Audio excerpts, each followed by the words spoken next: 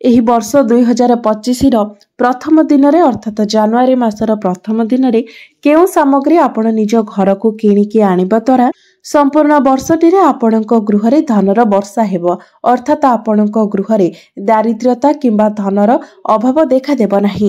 ଆପଣଙ୍କ ଜୀବନରେ ସୁଖ ସମୃଦ୍ଧି ବୈଭବ ଐଶ୍ୱର୍ଯ୍ୟ ଏସବୁ ଭରି ରହିବ। ତେବେ ବନ୍ଧୁମାନେ ଏପରି ବହୁତ କିଛି ସାମଗ୍ରୀ ରହିଛି ଯାହା ଆପଣ ନୂଆ ବର୍ଷର ପ୍ରଥମ ଦିନରେ ନିଜର ଘରକୁ କିଣି ଆଣିପାରିବେ। କାରଣ ଏହି ସବୁ ସାମଗ୍ରୀ ଆପଣ ନିଜର ଘରକୁ କିଣିକି ଆଣିବା ଦ୍ୱାରା ଆପଣଙ୍କ ଜୀବନରେ ବହୁତ ସକାରାତ୍ମକ ପରିବର୍ତ୍ତନ ହୋଇଥାଏ। ତ ବନ୍ଧୁମାନେ ଆଜିର ଏହି ଭିଡିଓରେ ମୁଁ ଆପଣଙ୍କୁ 5ଟି ରୁ 7ଟି ଜିନିଷ କହିବି। ତ ଏସବୁ ମଧ୍ୟରୁ ଆପଣ କୌଣସି ଗୋଟିଏ ବସ୍ତୁ ନିଜର ଘରକୁ ନେଇ ଆସନ୍ତୁ। ତ ବନ୍ଧୁମାନେ ଆସନ୍ତୁ ଜାଣିବା ଆପଣ 2025 ମସିହାର ପ୍ରଥମ ଦିନରେ କିମ୍ବା ଜାନୁଆରୀ ମାସରେ ଆପଣଙ୍କର ନିଜ ଘରକୁ କେଉଁ ଜିନିଷ ଆଣିବା ଦ୍ୱାରା ଆପଣଙ୍କର ଆଧ୍ୟାତ୍ମିକ ଉନ୍ନତି ହେବ। ଏହା ସହିତ ଆପଣଙ୍କର ଘର ଧନ ଧାନ୍ୟରେ ଭରିଯିବ। ବନ୍ଧୁମାନେ ଆପଣମାନେ ଜାଣନ୍ତି ଯେ ଏହି କଳି ଯୁଗରେ ଯଦି ଆପଣଙ୍କ ପାଖରେ ପ୍ରଚୁର ମାତ୍ରାରେ ଧନ ଅଛି ତେବେ ଯାଇ ଆପଣ ସମ୍ମାନର ପାତ୍ର ହୋଇଥାନ୍ତି। ସମାଜରେ ଆପଣଙ୍କର ସମ୍ମାନ ରହିଥାଏ, ଆପଣଙ୍କର ଏକ ପ୍ରତିଷ୍ଠା ରହିଥାଏ। ଆପଣଙ୍କ ପାଖରେ ଯେତେ ଜ୍ଞାନ ଥିଲେ ମଧ୍ୟ ଆପଣ ଯେତେ ବଡ଼ ବ୍ୟକ୍ତି ହୋଇଥିଲେ ମଧ୍ୟ ଯଦି ଆପଣଙ୍କ ପାଖରେ ଧନ ନାହିଁ ତ ଲୋକମାନେ ଆପଣଙ୍କର କଥାକୁ ଗୁରୁତ୍ୱ ଦେଇନଥାନ୍ତି, ଆପଣଙ୍କ ଉପରେ ହସିଥାନ୍ତି। ବନ୍ଧୁମାନେ ଏମିତି ବି ଦେଖିଥିବେ ଯେ ଯେଉଁ ବ୍ୟକ୍ତି ବର୍ତ୍ତମାନ ଭିକାରୀ ବି ଥିବ ଯଦି କେବେ ବି ସେ ରାଜା ହୋଇଯାଏ ତେବେ ତାହାର ଭିକାରୀ ଅବସ୍ଥାକୁ ଲୋକ ଭୁଲି ଯାଇଥାନ୍ତି, ତାକୁ ଲୋକ ରାଜାର ହିଁ ସମ୍ମାନ ଦେଇଥାନ୍ତି। ଏବଂ ଯଦି ଜଣେ ରାଜା ଭିକାରୀ ବନି ଯାଇଥାନ୍ତି ସେତେବେଳେ ତାଙ୍କ ପାଖରେ ଆଉ ରାଜାର ସମ୍ମାନ ନଥାଏ, ଲୋକମାନେ ତାଙ୍କୁ ଭିକାରୀ ଭଳି ହିଁ ବ୍ୟବହାର ଦେଖାଇଥାନ୍ତି। ତ ଆଜିର ଦୁନିଆରେ ଧନ ହିଁ ମନୁଷ୍ୟ ପାଇଁ ସର୍ବଶ୍ରେଷ୍ଠ ପାଲଟି ଯାଇଛି। ଧନ ଅନୁସାରେ ହିଁ ମନୁଷ୍ୟର ସମ୍ମାନକୁ ମପା ଯାଇଥାଏ, ତାକୁ ଇଜ୍ଜତ ଦିଆଯାଇଥାଏ। ତେବେ ବନ୍ଧୁମାନେ ଆମେ ତ ପରିଶ୍ରମ କରିକି ଧନ ଉପାର୍ଜନ କରିବା, ତ ପ୍ରତ୍ୟେକ ବ୍ୟକ୍ତି ପରିଶ୍ରମ ମଧ୍ୟ କରିବା ଉଚିତ। ତେବେ ପରିଶ୍ରମ କରିବା ସହିତ କିଛି ଏପରି ଦ୍ରବ୍ୟ ରହିଛି ଯାହାକୁ ଯଦି ଆପଣ ଘରକୁ ନେଇ ଆସନ୍ତି ତ ଆପଣଙ୍କ ପାଇଁ ଧନ ରୋଜଗାରର ଅନେକ ରାସ୍ତା ଖୋଲି ଯାଇଥାଏ ଏବଂ ଆପଣଙ୍କୁ ଏକ ଜାଗାରେ 100 ଟଙ୍କା ମିଳିଥାଏ, ଅର୍ଥାତ ଆପଣଙ୍କର ଧନରେ ବୃଦ୍ଧି ହୋଇଥାଏ। ତେବେ ଆସନ୍ତୁ ଜାଣିବା ନୂଆ ବର୍ଷ ଦିନ କେଉଁ ଦ୍ରବ୍ୟ କିଣି ଆଣିବା ଦ୍ୱାରା ଆପଣଙ୍କ ଗୃହରେ ବହୁତ ଶୀଘ୍ର ଧନ ଧାନ୍ୟରେ ଭରପୁର ହୋଇଯିବ। ଏହା ସହିତ ଆପଣଙ୍କ ଗୃହରେ ସୁଖ ଶାନ୍ତିର ବାତାବରଣ ମଧ୍ୟ ରହିବ। ତେବେ ବନ୍ଧୁମାନେ ଭିଡିଓଟିରେ ଆଗକୁ ବଢ଼ିବା ପୂର୍ବରୁ ଆପଣମାନେ ଭିଡିଓଟିକୁ ଲାଇକ୍ କରି ଚ୍ୟାନେଲଟିକୁ ସବସ୍କ୍ରାଇବ କରିଦିଅନ୍ତୁ ଏବଂ କମେଣ୍ଟ ବକ୍ସରେ ଶ୍ରଦ୍ଧା ଏବଂ ଭକ୍ତିର ସହିତ ଜୟ ମା ଲକ୍ଷ୍ମୀ ନିଶ୍ଚୟ ଲେଖନ୍ତୁ। ତେବେ ବନ୍ଧୁମାନେ ପ୍ରଥମ ଜିନିଷଟି ହେଉଛି ଶୁଆର ଚିତ୍ର। ଆପଣ କାହିଁକି ନୂଆ ବର୍ଷର ପ୍ରଥମ ଦିନରେ ନିଜ ଘରକୁ ଶୁଆର ଚିତ୍ର ଆଣିବା ଉଚିତ? ତେବେ ବନ୍ଧୁମାନେ ଏହା ପଛରେ ଏକ କାରଣ ରହିଛି।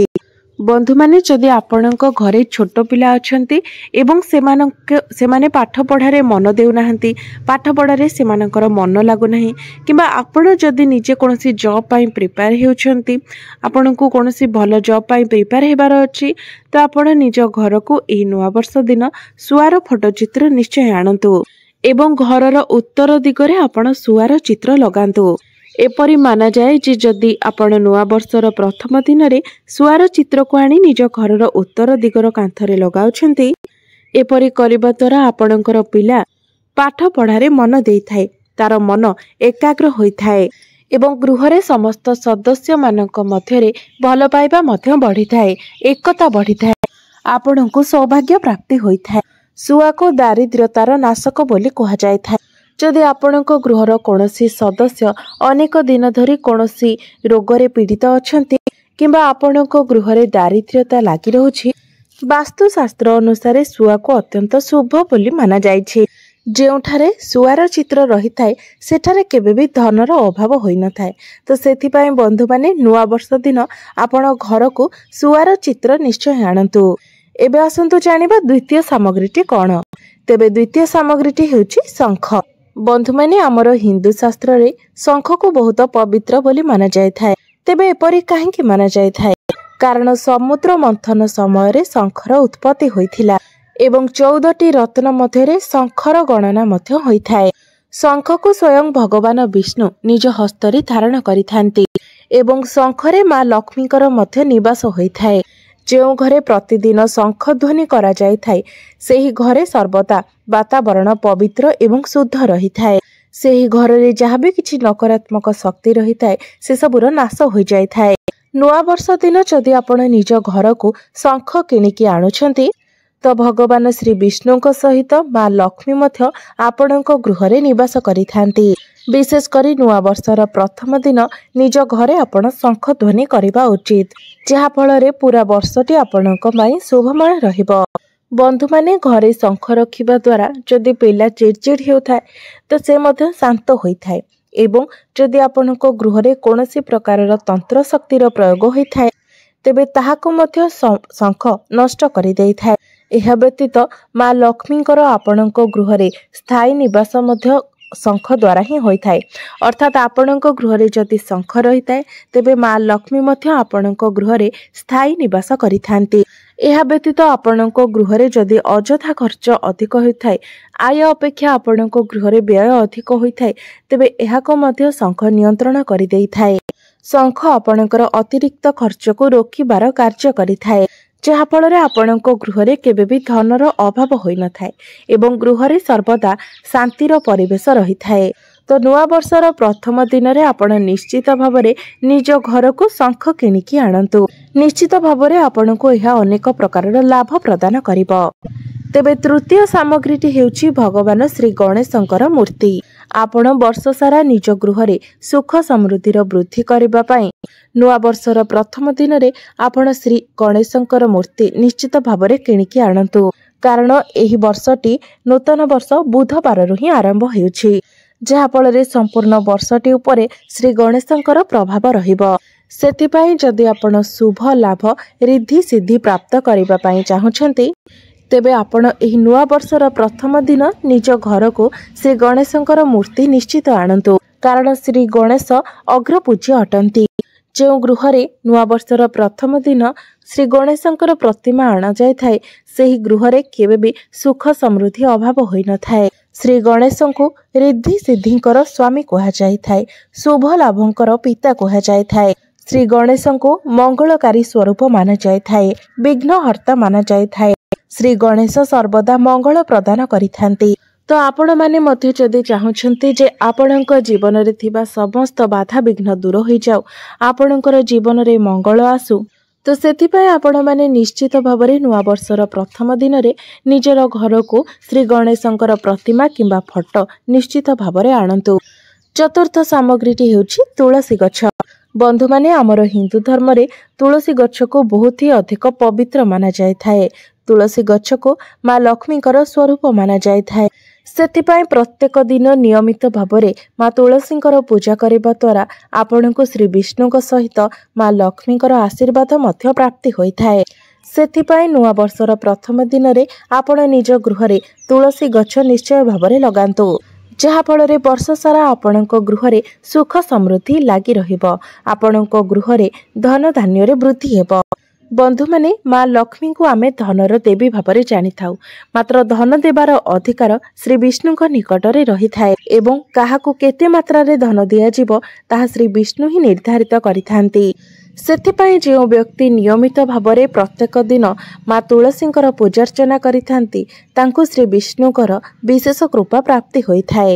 ଯେଉଁ ବ୍ୟକ୍ତିମାନଙ୍କର ଆଧ୍ୟାତ୍ମିକ ଉନ୍ନତି ହୋଇପାରୁନାହିଁ, ଯେଉଁ ବ୍ୟକ୍ତିମାନେ ଆଗକୁ ବଢ଼ି ପାରୁନାହାନ୍ତି ଏବଂ ଆପଣମାନେ ଯଦି ଚାହୁଁଛନ୍ତି ଯେ ନୂତନ ବର୍ଷଟି ଆପଣଙ୍କର ବହୁତ ଭଲରେ କଟୁ, ନୂଆ ବର୍ଷଟି ଆପଣଙ୍କ ପାଇଁ ଶୁଭମୟ ହେଉ, ତ ନୂଆବର୍ଷ ଦିନ ଆପଣ କୌଣସି ମନ୍ଦିର ନିକଟକୁ ଯାଆନ୍ତୁ ଏବଂ ସେଠାରେ ଆପଣ ଗୋଟିଏ କିମ୍ବା ଦୁଇଟି ତୁଳସୀ ଗଛ ନିଶ୍ଚିତ ଭାବରେ ଲଗାନ୍ତୁ ଏବଂ ଆପଣ ନିଜର ଘରେ ମଧ୍ୟ ଗୋଟିଏ କିମ୍ବା ଦୁଇଟି ତୁଳସୀ ଗଛ ନିଶ୍ଚୟ ଲଗାନ୍ତୁ। ଆପଣ ଚାହିଁଲେ ଏହି ନୂତନ ବର୍ଷ ଦିନ ଅନ୍ୟ ବୃକ୍ଷ ମଧ୍ୟ ଲଗାଇ ପାରିବେ, କାରଣ ବୃକ୍ଷରୋପଣ ମହତ୍ କାର୍ଯ୍ୟ ହୋଇଥାଏ। ତୁଳସୀ ଗଛ ଯେତିକି ଭଲରେ ବଢ଼ିବ ଏବଂ ଯେତେ ଝଙ୍କାଳିଆ ହେବ, ଆପଣଙ୍କ ଗୃହରେ ସୁଖ ସମୃଦ୍ଧି ଏବଂ ଧନଧାନ୍ୟ ମଧ୍ୟ ସେହି ମାତ୍ରାରେ ବଢ଼ିବାକୁ ଲାଗିବ। ସେଥିପାଇଁ ନିଶ୍ଚିତ ଭାବରେ ନୂଆବର୍ଷର ପ୍ରଥମ ଦିନରେ ଆପଣ ତୁଳସୀ ଗଛ ଏବଂ ଅନ୍ୟାନ୍ୟ ବୃକ୍ଷ ମଧ୍ୟ ରୋପଣ କରନ୍ତୁ। ପଞ୍ଚମ ସାମଗ୍ରୀଟି ହେଉଛି ମୟୂରପୁଚ୍ଛ। ଏହି ମୟୂରପୁଚ୍ଛଟି ଭଗବାନ ଶ୍ରୀକୃଷ୍ଣଙ୍କର ଅତ୍ୟନ୍ତ ପ୍ରିୟ ବସ୍ତୁ ଅଟେ। श्रीकृष्ण सर्वदा निजर मस्तकरे मयूर पंख को धारण करिथांती। श्रीकृष्णकर मकुटरे सबुबेले मयूर पंख रही थाए एवं मयूर पंख द्वारा माँ लक्ष्मी मध्य आकर्षित होइथांती। तो नुआ वर्ष दिन आपण निज घर को मयूर पुच्छ किणिकी आणंतु एवं एहाको आपण निज घरर उत्तर दिगर कांथरे लगाई दियंतु। आपण जदि निज घरर उत्तर दिगरे मयूर पुच्छ लगाउछंती तो हे आपणको घरे थिबा समस्त प्रकारर नकारात्मक शक्ति को टाणी बाहर करि देइथाए एवं आपणको गृहरे धन धान्य मध्य वृद्धि करिथाए। षष्ठ सामग्रीटी हेउछि चांदीर हाथी। जदि ज्योतिष शास्त्र अनुसार आपण निज घर को नुआ वर्षर प्रथम दिन में चांदीर हाथी किणिकी आणुछंती तो आपणकर व्यापार एवं चाकरी क्षेत्र में बहुत अधिक उन्नति होइथाए। गृहरे सर्वदा सुख शांतिर वास होइथाए। जदि आपण चाहुछंती जे आपणक गृहरे सर्वदा सुख शांतिर वास हेउ तो निश्चित भाव में आपण निज घर को चांदीर हाथी किणिकी नेकी आसंतो जहाँफल आपणक गृहरे सदा सर्वदा सुख समृद्धि एवं वैभव भरी रहिबो। सप्तम वस्तुटी हेउछि धातुरे निर्मित कइछ। आपण चाहिले चांदीरे निर्मित कइछ आनी पारिबे किंबा पित्तलरे निर्मित कइछ मध्ये आपण घर को आनी पारिबे। एहाको बहुत शुभ माना जायथाय एवं एहाको आपण उत्तर दिगरे स्थापन करंतु। तो बंधु माने जदि आपण धनर अभिलाष रखिछंती तेबे एहाको आपण उत्तर दिगरे रखंतु। जदि आपण सुख शांतिर कामना करुछंती तो एहाको आपण पूर्व दिगरे रखंतु एवं जदि आपण उत्तम स्वास्थ्यर प्राप्ति चाहुछंती तो एहाको आपण पश्चिम दिगरे स्थापन करंतु। तो बंधु माने जेतेबेले आपण धातुर कइछ घर को आणुछंती तो सर्वप्रथम एहाको आपण गंगा जल रे भल भाबरे स्नान कराई नियंतु। तापरे आपण गायत्री मंत्रर पाठ करंतु। माँ लक्ष्मीकर मंत्र जप करंतु जहा फल कइछटी अभिमंत्रित होइजिबो। तापरे आपण निजर कामना अनुसार एहाको सही दिगरे आपण स्थापन करंतु। जदि आपण एहाको उत्तर दिगरे रखुछंती तो आपणको गृहरे एहा धन वृद्धि कराई थाए। तेबे सप्तम जिनिसटी हेउछि गोमती चक्र। बंधु माने गोमती चक्रटी गोटे साधारण पत्थर परी देखा जाय थाए। बंधु माने घरे गोमती चक्र रखिबा द्वारा आपणको शत्रु भय लागि न थाए। आपण जदि सधपा नारी अटंती एवं निज सिंदूर डबारे आपण गोटे गोमती चक्र रखुछंती तो यह आपणकर स्वामी को समस्त विपदर रक्षा करिथाए। आपणक मध्यरे भल पाइबा बढ़ी थाए। आपण चाहिले 11टी गोमती चक्र को हलदिया कपड़ा बांधी माँ लक्ष्मी निकटरे पूजार्चना करी निजर धन रखुथिबा स्थान रे मध्य रखिपारिबे जहा फल आपणक गृहरे धन धान्य वृद्धि हेबो एवं गृहरे केबे भी धनर समस्या देखा देबो नाही। तेबे अन्य गोटे वस्तु हेउछि एक आखि वाला नड़िया। बंधु माने एक आखि वाला नड़िया बहुत ही विरल होता है। यह आपको सहजरे मिल न थाए। तो जदि आपको एक आखि वाला नड़िया मिल जाउछि तो आपण निजको भाग्यवान मने करबा उचित। यह अत्यंत ही चमत्कारी नड़िया होता है। जदि आपण नुआ वर्ष दिन आपको एक आखि वाला नड़िया मिल जाउछि एवं एहाको आपण घरे आनी ईश्वरक निकटरे पूजार्चना करी ताकू निजर आलमारी रे रखुछंती तेबे एहा आपणकर धन धान्य को 100 गुण रे वृद्धि कराई थाए। तेबे बंधु माने जदि आपण केबे नड़िया किणुछंती किंबा आपण निज गछरु नड़िया संग्रह करिया बेले अचानक भाबरे आपणको एक आखि वाला नड़िया मिल जाउछि तेबे एहा आपणको अधिक शुभ परिणाम देई थाए। तो आपण जदि केबे भी एक आखि वाला नड़िया पाउछंती तो तुरंत एहाको आपण हाथ छड़ा कर न करी निज घर को नहीं आसीबा उचित एवं एहाको आपण ठाकुरक निकटरे पूजा करी निजर आलमारी रे रखिबा उचित। एही एक आखि वाला नड़िया को माँ लक्ष्मीकर स्वरूप बोली माना जाय थाए। तो बंधु माने एही वीडियो रे मु आपनकु जेतोटी सामग्री विषय रे कहिली ता मध्यरो कोनोसी गोटे आपण निश्चित भाव में नुआ वर्ष दिन निजर घर को नहीं आसंतु जहा फल संपूर्ण वर्षटी आपणक पाई मंगलमय रहिबो। आपणकर आर्थिक स्थिति को मजबूत करिबो एवं गृहरे सुख समृद्धि मध्य बढ़ाइबो। तेबे बंधु माने मोर ही वीडियोटी जदि आपण मानको भल लागि थाए तेबे वीडियोटी को लाइक करी चैनल टी को सब्सक्राइब करि देबे एवं कमेंट बॉक्स रे भक्ति एवं श्रद्धार सहित जय माँ लक्ष्मी जय श्री विष्णु निश्चय लिखिबे।